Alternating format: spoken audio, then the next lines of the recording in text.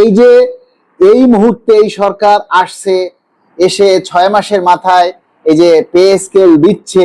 এখন pay scale দিতে গেলে যে অনেকগুলি টাকা লাগবে, এই টাকাটার অর্থের যোগানটা সরকার কিভাবে ম্যানেজ করবে, কই থেকে এই অর্থের যোগানটা সরকার দিবে, এই বিষয়গুলি নিয়ে সরকার ওনারা IMF এর প্রতিনিধি দল সরকারের সাথে আলোচনা করবে। তো যেহেতু সরকার পে স্কেল দেওয়ার জন্য উদ্যোগ নিয়েছে, পে স্কেল দেওয়ার কথা 1 জুলাই 2026 থেকে পে স্কেল দেওয়ার কথা ঘোষণা করেছে, সেহেতু সরকার IMF কে কিভাবে বুঝ দিবে, অর্থের যোগান কিভাবে হবে, রাজস্ব খাত থেকে নাকি ট্যাক্স বৃদ্ধি করে, না কিভাবে, এটা তো সরকারের চিন্তা। এগুলি কি আমাদের চিন্তা বলেন? আমাদের মধ্যে অসংখ্য কর্মচারীরা এই নিয়ে বিরূপ মন্তব্য শুরু করে দিয়েছে। IMF পে স্কেল তুলে নিয়ে যাবে, এইটা করবে, সেইটা করবে, হেন করবে, তেন করবে। মোট কথা হচ্ছে যে সরকারি চাকরি করে সরকারের উপরে বিন্দু পরিমাণ আস্থা কর্মচারীদের নেই। কর্মচারীরা বুঝতেই চায় না যে মহান সংসদে যেটা ঘোষণা হয় সেটা সহজে বাতিল করার সুযোগ নেই। জাতীয় মহান সংসদে ঘোষণা করার আগে মহামান্য রাষ্ট্রপতি এবং মাননীয় প্রধানমন্ত্রীর অনুমোদন হয়েছে এই পে স্কেলের জন্য। এই পে স্কেলটা 1 জুলাই থেকে সরকার দিবে বলেছিল, ধাপে ধাপে বাস্তবায়ন হবে। আমরা এই ধাপে ধাপের কথা শোনার পর বিভিন্নভাবে ব্যাখ্যাগুলি আমি নিজে এই ব্যাখ্যাগুলি তুলে ধরেছি বিভিন্ন মিডিয়াতে, ডেইলি ক্যাম্পাসে, সোনালী নিউজে, আমরা স্মারকলিপি দিয়ে আরো বিভিন্নভাবে আপনাদের মাধ্যমে আমরা এই ব্যাখ্যাগুলি তুলে ধরেছি। যারা আছেন এই মুহূর্তে 500 মানুষ লাইভে আছেন, দয়া করে সবাই একটা করে শেয়ার দিন।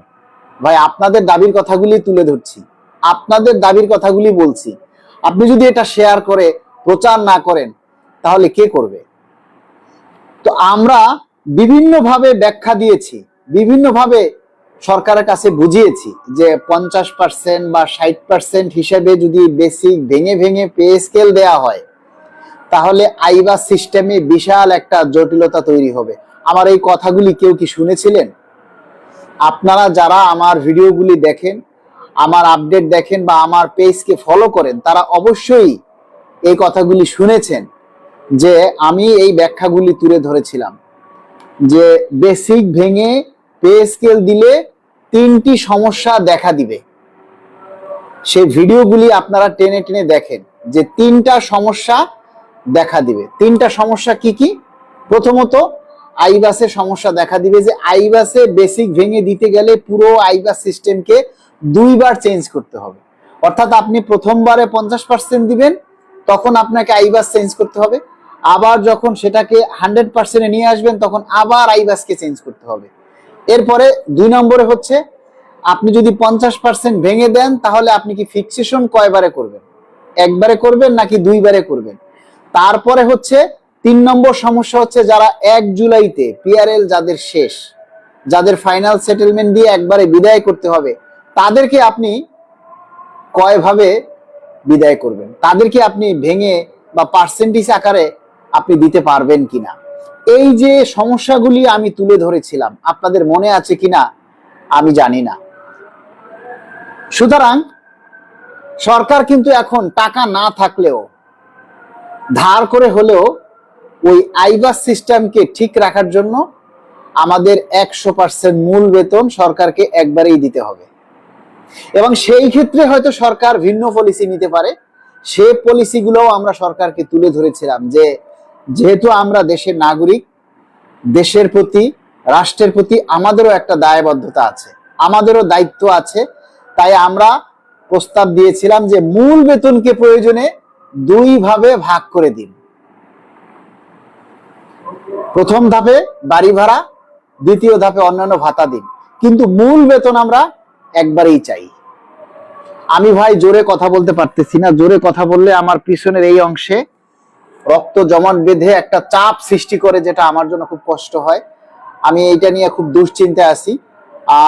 আমি চিকিৎসকের কাছে গেলেও আসলে আমি একবার সিটি স্ক্যানও করাইছি, কিন্তু কোনো কিছু ধরা পড়তেছে না, বুঝতে পারতেছি না। আপনারা সবাই আমার জন্য একটু দোয়া করবেন।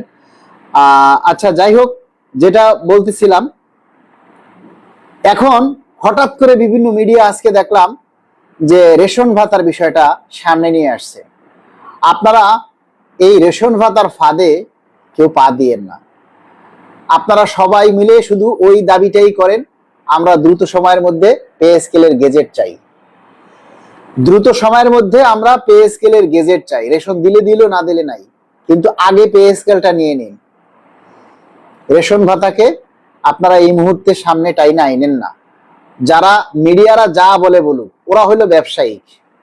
মিডিয়ারা হলো প্রফেশনাল ব্যবসায়িক, ওদের কাজই হচ্ছে ব্যবসা করা, আপনাদের চোখে ধুলা দেওয়া। ওরা হেডলাইনে লিখবে একটা আর ভিতরে লিখবে আর একটা, মানে আপনাদের চোখে ধুলো দিয়ে ওরা ইনকাম করবে। আচ্ছা, আপনারা বলেন, এই যে আপনারা আমার লাইভে এসে কথা বলতেছেন, কমেন্ট করতেছেন, আমি তো অনেকের কমেন্টই পড়ি, অনেকের কমেন্টে রিপ্লাই দেই, কিন্তু আপনারা যারা এই বিভিন্ন অনলাইন মিডিয়ায় কমেন্টস করেন বা ওদেরকে প্রশ্ন করেন, ওরা কি আপনাদের কখনো কেউ রিপ্লাই দিয়েছে?